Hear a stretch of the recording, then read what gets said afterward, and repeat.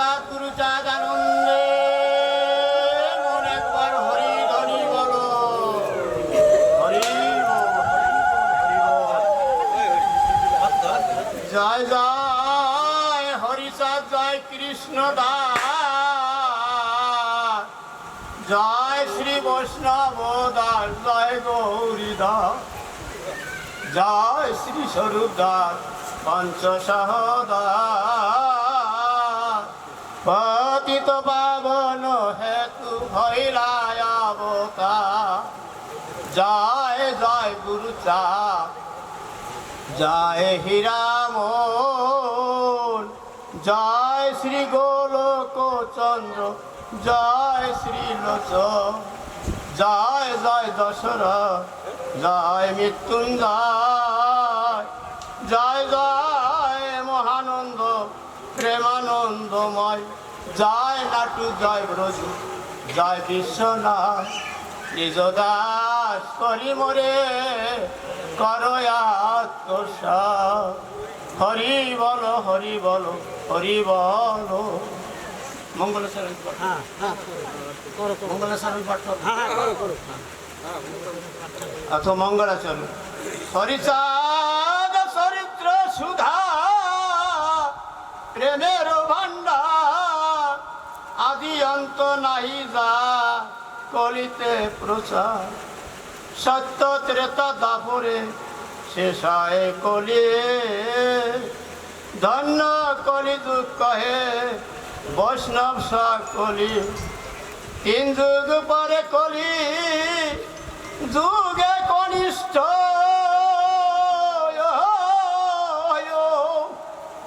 কনিষ্ঠ হইয়া হইল সর্বযুগ শ্রেষ্ঠ।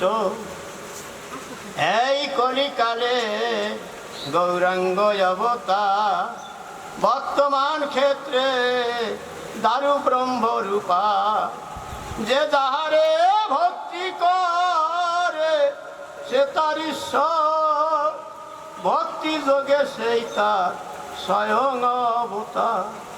হায় গিরিব অবতার, কপিলায় অবতার, অষ্টবিংশ অবতার পুরাণে প্রচার, মৎস্য কুর্ম বামন বরাহ নরহরি, মৃগরাম রঘুরাম রাম অবতরী, ঈশ্বরের অংশ কলা সব অবতার, প্রথম পুরুষ অবতার রঘুবর। নন্দের নন্দন হলো ওরে গোলকের নায়, শঙ্কর্ষণ রাম অবতার তার সব ঈশ্বরের অংশ পুরাণে নিরখে, বর্তমান দারু ব্রহ্ম অবতার কলকে, সব অবতার হতে রাম দয়াময়, দারু ব্রহ্ম দয়াময়, কৃষ্ণ দয়াময়, পূর্ণ ব্রহ্ম পূর্ণানন্দ, নন্দের নন্দ, সেই নন্দ সুত হলো শশীর নন্দন। যে কালে জন্মিল কৃষ্ণ রে পূর্ণ ব্রহ্ম, পূর্ণ হলো যে কালে পড়িল যমুনায়, শশী গর্ভে জন্ম লয়ে নাছিলেন পূর্ণ, দীক্ষা প্রাপ্তে পূর্ণ নাম শ্রীকৃষ্ণ চৈতন্য, তখন হইয়া পূর্ণ সন্ন্যাস করিলে, 48 বর্ষ পরে মিথিলায় উৎকলে, সকল হরণ করে তারে, তারে বলি হরি, রাম হরি কৃষ্ণ হরি, শ্রী গৌরাঙ্গ হরি, প্রেম দাতা নিত্যানন্দ তার স্বামী ভেরে, হরিকে হারায় সেই হরি ভক্ত দ্বারে।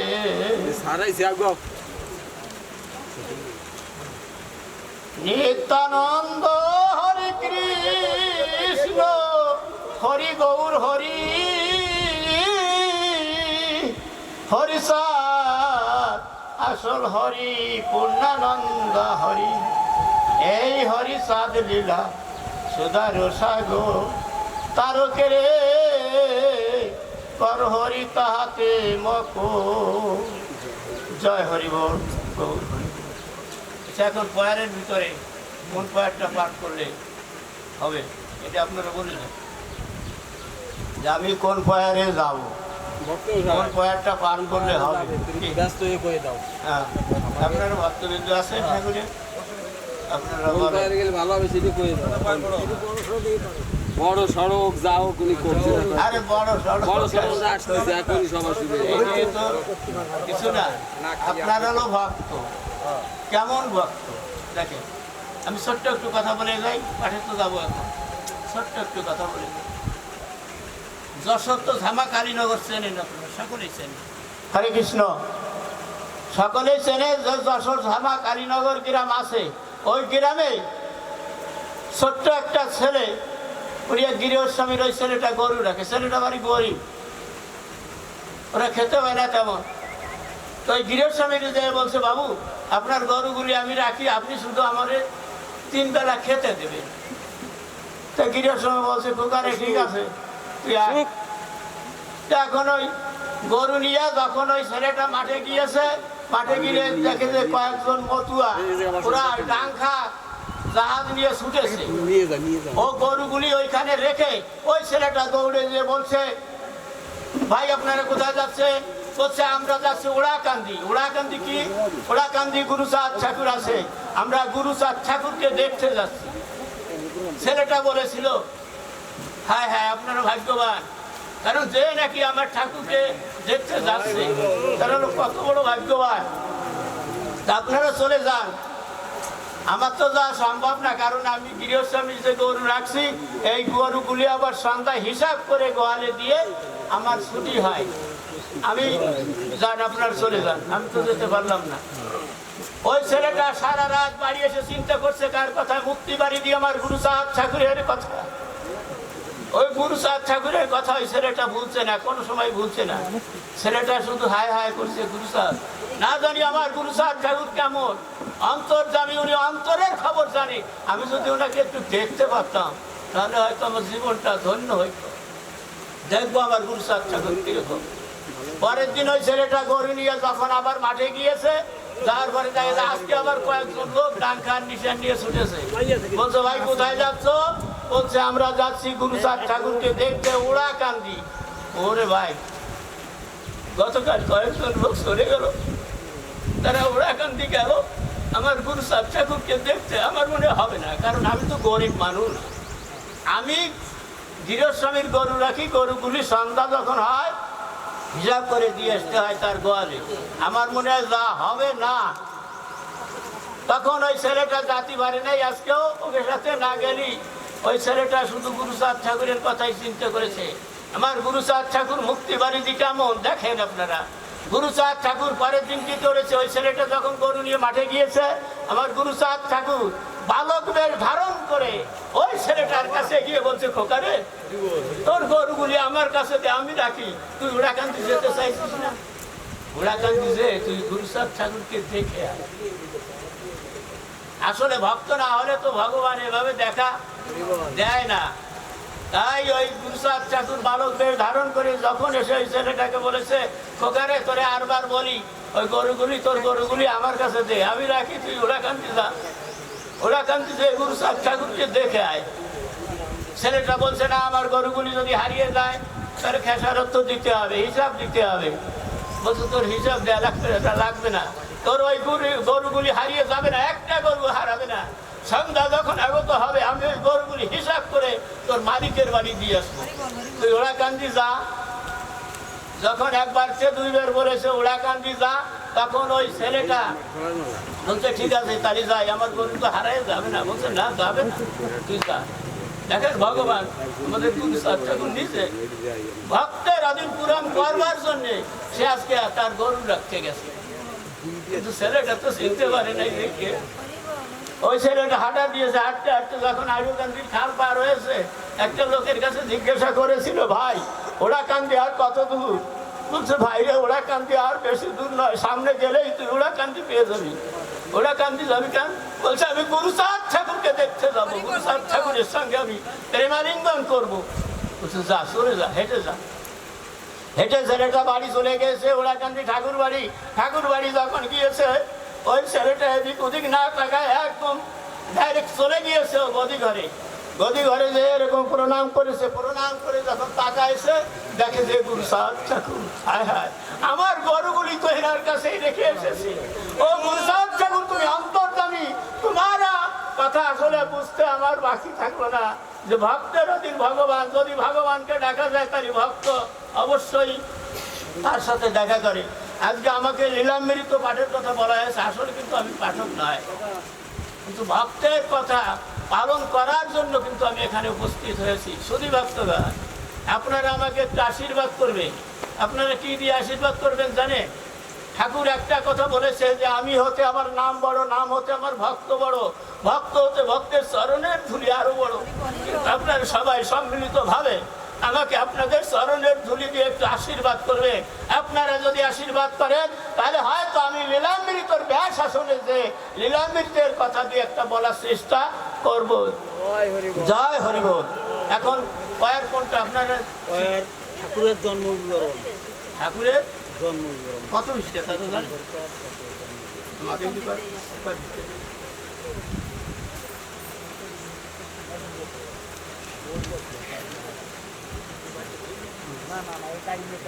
জন্ম বিবরণ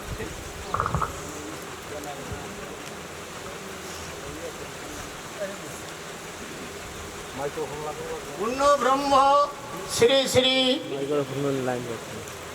হরি ঠাকুরের জন্ম বিবরণ। এবে শুন ঠাকুরের জন্ম বিবরণ। যেই রূপে প্রভু ভাবে অবতীর্ণ হন, পূর্বেতে করার ছিল ভক্তগণ সঙ্গে, উৎকলেতে দৈববাণী ছিল যে প্রসঙ্গে। আর এক বাক্য ছিল শূন্যবাণী সনে, শেষ লীলা করিব আমি ওই সন্ন্যক্ষণে। কত সুন্দর লেখা। হ্যাঁ, আসলে লেখা আমার পাঠ আপনারা বুঝতে পারবেন, কিন্তু আমার বোঝা কষ্ট হবে। হরিবল, কারণ আপনারা ভক্ত, আপনাদের বোঝা তেমন একটা সময় লাগবে না। যাই হোক, হায় রে নিঃস হয়ে করিব ওরে নিঃসের উদ্ধার, অতি নির্ময় না নামিলে কিসে অবতার। হরে কৃষ্ণ প্রেম সুনির্মল উচ্চতে না রবে, নির্মখাদে থাকে বাড়ি দেখো মনে ভেবে। নিঃস্বজন উৎস হবে বুদ্ধ তপস্যায়, বুদ্ধদেব অবতার যে সময় হয়। বুদ্ধের কামনা তাহা পরিপূর্ণ জন্য, যশমন্ত গৃহে হরি হইল অবতীর্ণ। বুদ্ধদেব বহুদিন তপস্যা করিল, তাতে ব্রহ্ম প্রণবাদী শূদ্রেতে পাইল। নিঃস্বজন প্রতি দয়া বুদ্ধদেব করে, প্রণবেতে অধিকারী শূদ্র তারপরে। বুদ্ধদেব তপস্যাতে হইয়া সদয়, বরং গৃহ বলে প্রভু বর দিতে চায়। বুদ্ধদেব বুদ্ধ বলে বর যদি দিবে মহাশয়, অগ্রভাগে করো প্রভু শূদ্রের উপায়। হরি বলো, হরি বলো, হরি বলো, হরি বলো, হরি বলো, হরি বলো। প্রভু বলে কব নামে অবতার হবে প্রণাম ত্রিগুণ নাম শূদ্রে বিলাব এক হরিনাম মধ্যে গুণ দিয়ে সব নিঃসজনে করাইব পরম বৈষ্ণব বুদ্ধ বলে যদি প্রভু হওয়া অবতার এদেশে থাকে না যেন জাতির বিচার আর এক প্রসন্নতা মধ্যে উদয় হয় সংক্ষেপে বলিব যাতে পুঁথি না বাড়ায় কুবের নামে তেজোলা জাতি যে জবন পরম বৈষ্ণবরা মন্ত্রে উপাসন তাহার নন্দন হলো নামেতে নকিম নিরবধি কৃষ্ণ প্রেমে যাহার অসীম কুবের আরবে থেকে ওরে কৃষ্ণ রূপ দেখে নকিম বুনায় তার হরি বলে মুখে নকিম হলো তাঁতির ছেলে সে হরিবল বলছে আর সেই তাঁত বুনাচ্ছে সবসময় তার মুখে কি জানো হরিবল হরিবল হরিবল। তাহলে এই নকিম কত বড় ভক্ত জানতে হবে চিনতে হবে যে কেমন ভক্ত ছিল এই নকিম। হায় রে কুবের আরবে গাথে ওরে কুসুমের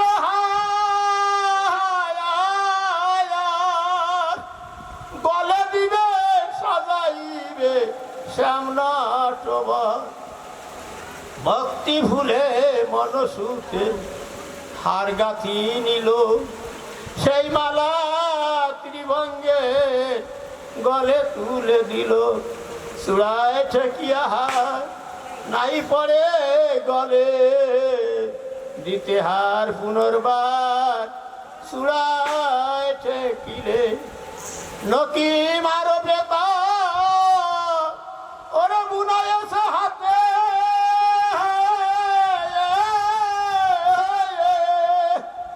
মুখে হরি বলে কৃষ্ণ দেখে আরো পেতে বাপের আরো দেখি নকিমের মুখ নকিমের সু বলে হাত আরো কিছু উপরে উঠু দেখো জোলারে ওরে প্রেম ভক্তি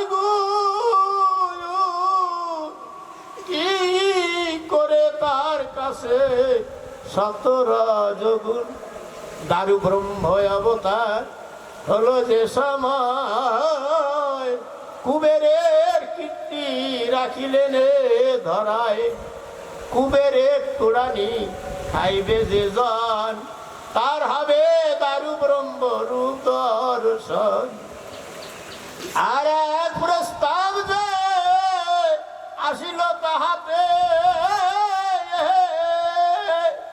একদা নারদ মুনি গেল বৈকুণ্ঠেতে বিষ্ণুর প্রসাদ মুনি খাইল তথায় কৈলাসেতে আসি মুনি হইল উদয় শিবের বলেন মুনি হরষিত মন অদ্য হইনু শ্রীনাথের প্রসাদ ভজন শিব বলে আমারে তো দিলে না কিঞ্চি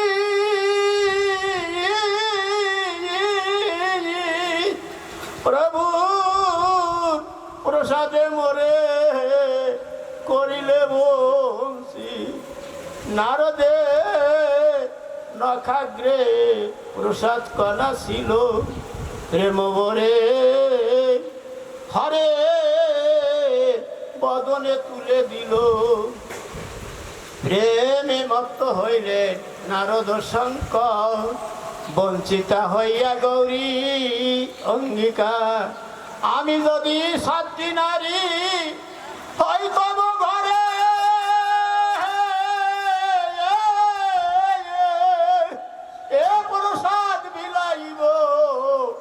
বাজারে বাজারে তপস্যা করিল হরি বর দিতে এলো প্রসাদ বাজারে বিক্রি বর্ষে নিল ষোলো কমলা রন্ধনা যুক্ত ভোজনে না ভোজনে সর্ধনার্ধন কুকুরেন মুখা দভ্রষ্টা জীবনাং দুর্লভ ভাবপি বুদ্ধদেব বাসনা হইল গেল পূর্ণ ঘরে ঘরে নিঃশূদ্র সবে হলো ধন্য এই মন দেখো না না ওরে কারণ বশত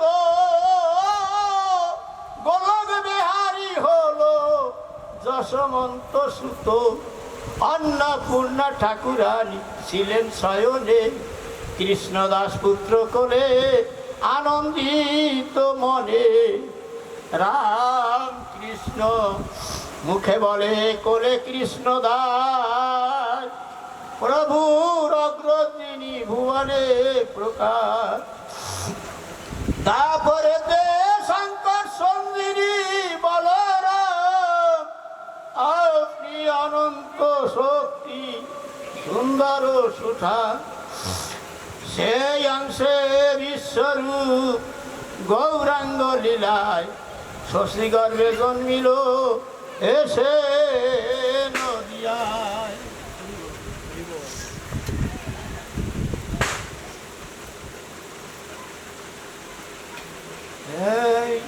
গৃহত্যাগী অনুরাগী সন্ন্যাসী হইল পুত্র সগে শশী মাতা কাঁদিয়া ফিরিল যজ্ঞপ্রিয় বিষ্ণু অংশে স্বয়ং অবতার কেহ না সদিতে পারে মাতৃঋণদার যখন গৌরাঙ্গ গেল মাকে ত্যাগিয়া করাল দিলেন জন্ম লইব আসিয়া কিছু না বলিয়া বিশ্বরূপ উদাসী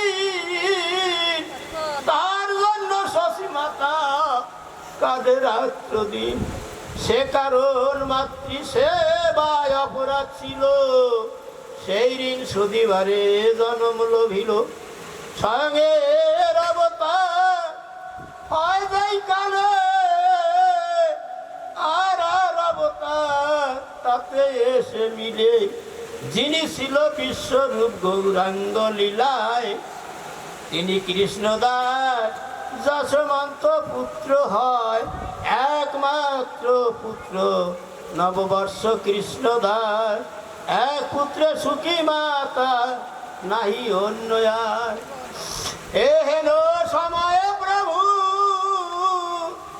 মনে হল অন্নপূর্ণা গর্ব সিন্ধু হিন্দু পরকার নানা রূপ বিভীষিকা দেখে অন্নপূর্ণা ঠাকুরানী নিদ্রা যুক্তা নহে অচৈতন্য জাগরিতা যেন কিছু নিদ্রা নামে দেখে যেন জয়ের ধ্বনি হয় সর্বদে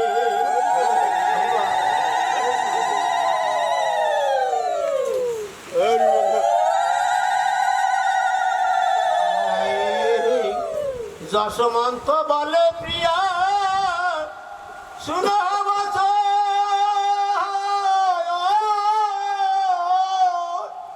যে রূপ আমার মনে জাগে সর্বক্ষণ নবীন মেঘের বর্ণ বনমালা গলে মৃগপদ চিহ্ন দেখা যায় বক্ষ স্থলে পীতম্বর ধর কোকোনট পদ্মযুক্তে শঙ্খ চক্র গদা পদ্ম শোভে চতুর্ভুজে এই রূপ আভামন ওরে হৃদয় পশিয়া সে যে তব কোলে বৈশে ভুজ হইয়া ঠাকুরানী বলে না নিশার সফল নিশাকালে প্রকাশ না করে বুধজন কৃষ্ণময় সিদ্ধ তব কৃষ্ণ প্রতিয়ার্থী শয়নে স্বপনে দেখো ঈশ্বর শ্রীমূর্তি। ঠাকুর বলেন প্রিয়া নহে তো যামিনী, উদয় হইল দীপ্তকর দিনমণি। ঠাকুরানী বলে এত বাতুল লক্ষণ, কিংবা দানবের কার্য না বুঝি কারণ। ঠাকুর বলেন যদি বাতুল লক্ষণ, তবে কেন দেখিলা মুরলী বদন। ঠাকুরানী বলে তবে জাতি ধর্ম জাতি ধর্ম সে রূপ দেখিয়া ভাব দিবার স্বরূপ। সাত সূর্য সমরসী বাইতে মিশিল, অন্নপূর্ণা গর্ভে আসি প্রবেশ করিল। এন প্রকারে মাতা হইল গর্ভবতী, ঈশ্বর ইচ্ছায় হইল বায়ু গর্ভে স্থিতি। শুভ গ্রহ নক্ষত্র শুভলগ্ন হইল,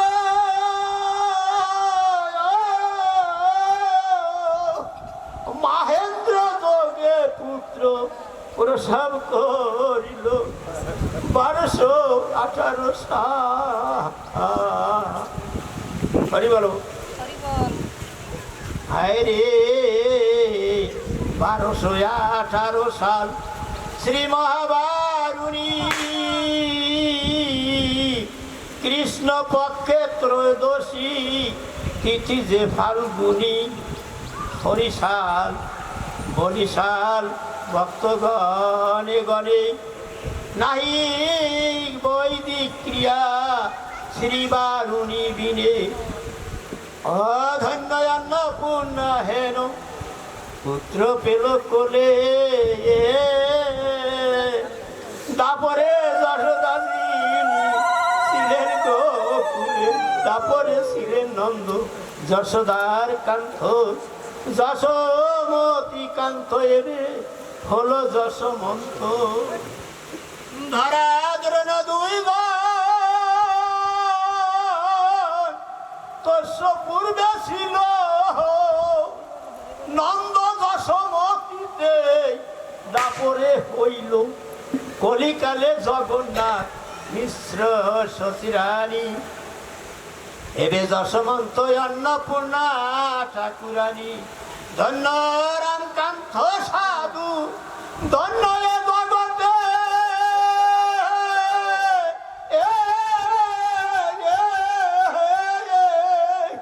প্রভু আসি জন্মিল যাহার বরেতে। প্রভুর জনম খণ্ড সুধা হতে সুধা, কইছে রসনা খেলে খণ্ডে ভব ক্ষুধা। জয় হরি বল। তুই কিন্তু ওই কথা শুনে এখন